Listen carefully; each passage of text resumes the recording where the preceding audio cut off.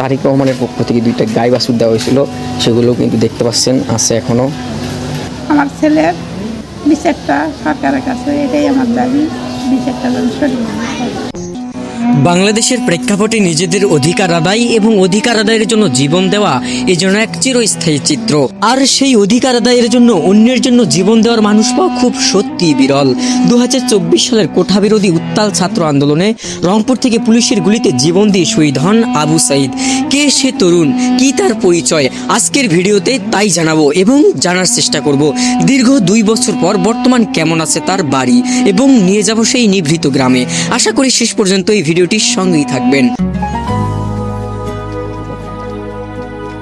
চলুন চলতে চলতে জেনে নেই এর সহজ ঠিকানা। শহীদ আবু সাঈদ জন্মগ্রহণ করেন রংপুর জেলার পীরগঞ্জ উপজেলার 5 নং মদনখালী ইউনিয়নের বাবনপুর গ্রামের মকবুল হোসেনের ছেলে। আসসালামু আলাইকুম গাইস, আমরা কিন্তু আজকে যাব শহীদ আবু সাঈদের বাড়ি। আজ কিন্তু শহীদ আবু সাঈদ শহীদ হওয়ার 2 বছর পূর্ণ হলো। তো বর্তমান অবস্থা কি সেই সম্পর্কে জানবো এবং গ্রামের অবস্থা কি সব কিছু নিয়ে থাকবে আজকের ভিডিও। তো চলুন শুরু করা যাক। So let's go.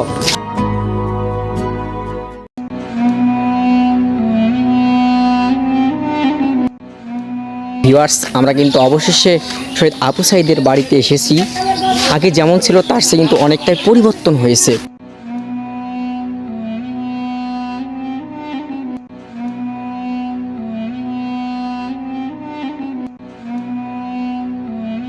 ভিউয়ার্স, আমরা কিন্তু শহীদ আবু সাঈদের বাড়ির দিকে রওনা দিতেছি। তো আমরা দেখবো, এটাই কিন্তু বাড়ি, তোর ভিতরে প্রবেশ করে দেখবো কেমন তার বাড়ি, বর্তমান কেমন আছে 2 বছর পর, সব কিছু জানার চেষ্টা করবো। অবশ্যই সাথে থাকবেন।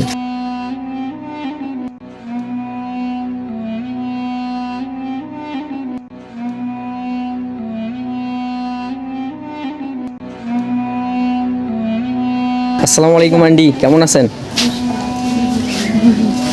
আলহামদুলিল্লাহ ভালো আছে, আল্লাহ থেকে এরকম।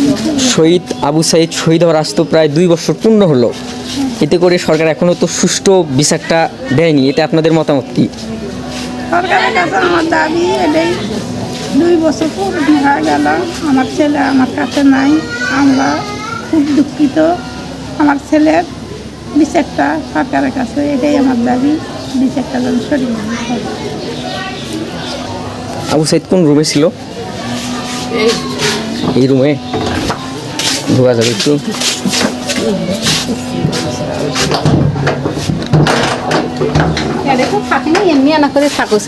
বুঝতে পারছি।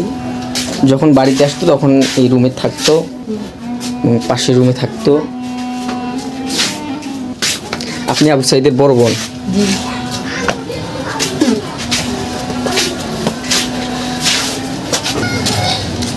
তো ভিউয়ার্স, দেওয়ালে দেখতে পাচ্ছেন শহীদ আবু সাঈদ বেঁচে থাকতে যে ভালো কাজগুলো করে যেতেন সেগুলোর কিন্তু ব্যানার দেওয়া আছে। শহীদ আবু সাঈদ ফাউন্ডেশনের পক্ষ থেকে ব্যানারটা দেওয়া হয়েছে। আর এখানে বেশ কিছু কবিতা লিখেছেন শহীদ আবু সাঈদকে নিয়ে, যেমন আব্দুল হক লাইব্রেরি চাপারহাট থেকে, এবং আরও বেশ কয়েকটা কবিতা লেখা হয়েছে এবং শোকাপাঠ দেওয়া হয়েছে রংপুর সরকারি কলেজ থেকে।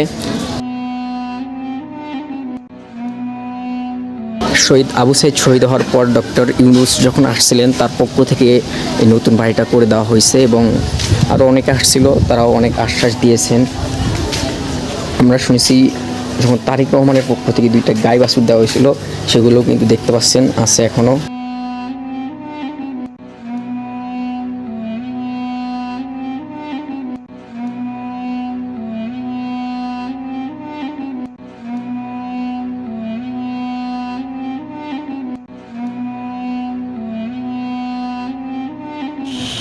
তো ভিউয়ার্স, এটা হচ্ছে জাফরপাড়া সরকারি প্রাথমিক বিদ্যালয়। এটাতে কিন্তু শহীদ আবু সাঈদ কিন্তু লেখাপড়া করতেন। এখন কিন্তু উন্নতি হয়েছে, আগে কিন্তু এইটা ছিল যেটা দেখতে পাচ্ছেন ক্যামেরার সামনে, এটা কিন্তু ছিল।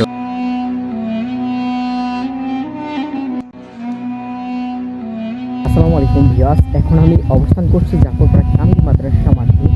শহীদ আবু সাঈদের কিন্তু জানাজার নামাজ কিন্তু এখানেই অনুষ্ঠিত হয়েছিল। এই দেখতে পাচ্ছেন এখানে কিন্তু অনুষ্ঠিত হয়েছিল। তো ভিউয়ার্স, এটা দেখতেছেন শহীদ আবু সাঈদের গ্রামের মসজিদ। এখানে কিন্তু 5 ওয়াক্ত নামাজ হয় জুমা সহ। শহীদ আবু সাঈদ যখন বাড়িতে আসতো, কলেজ থেকে বাড়িতে আসতো, তখন কিন্তু ওই মসজিদেই নামাজ পড়তো। শাহাদত বরণ করেছে দেশের জন্য, ন্যায়ের জন্য এবং নীতির জন্য এবং মানুষের জন্য তার সে প্রাণ দিয়েছে, জান দিয়েছে। যে আজকে সে অবিবাহিত, সে বিবাহ করে নাই, দুনিয়ার কোনো সাথে গ্রহণ করে নাই, সে অন্ধকার কবরে আজকে শুয়ে আছে। সারা বাংলাদেশের প্রত্যেকটা জনগণের জীবনের বিনিময়ে সে আজকে এই কবরবাসী হয়েছে, শাহাদত বরণ করেছে, ঠিক কি না? আমরা তার জন্য এখন দোয়া করব, আল্লাহ তাআলা যেন তাকে কিয়ামত পর্যন্ত এই কবরে যেন বেহেশতের হাওয়া চালু করে। সকালবেলা আমিন, আল্লাহুম্মা আমিন। ربنا ظلمنا أنفسنا وإن لم تغفر لنا وترحمنا لنكونن من الخاسرين رب ارحمهما كما ربياني صغيرا رب ارحمهما كما ربياني صغيرا رب العالمين معبود الله আল্লাহ শহীদ আবু সাইদের কবরের পাশে দাঁড়াইয়া সৈয়দিন আল্লাহ বিশেষ করে আমরা যারা হাত উত্তোলন করেছি, যারা এখানে একসঙ্গে একত্রিত হয়ে আপনার দরবারে হাত তুলে আমিন আমিন করে বলতেছি, জনম দুঃখে নিবা যাদের দুনিয়া থেকে বিদায়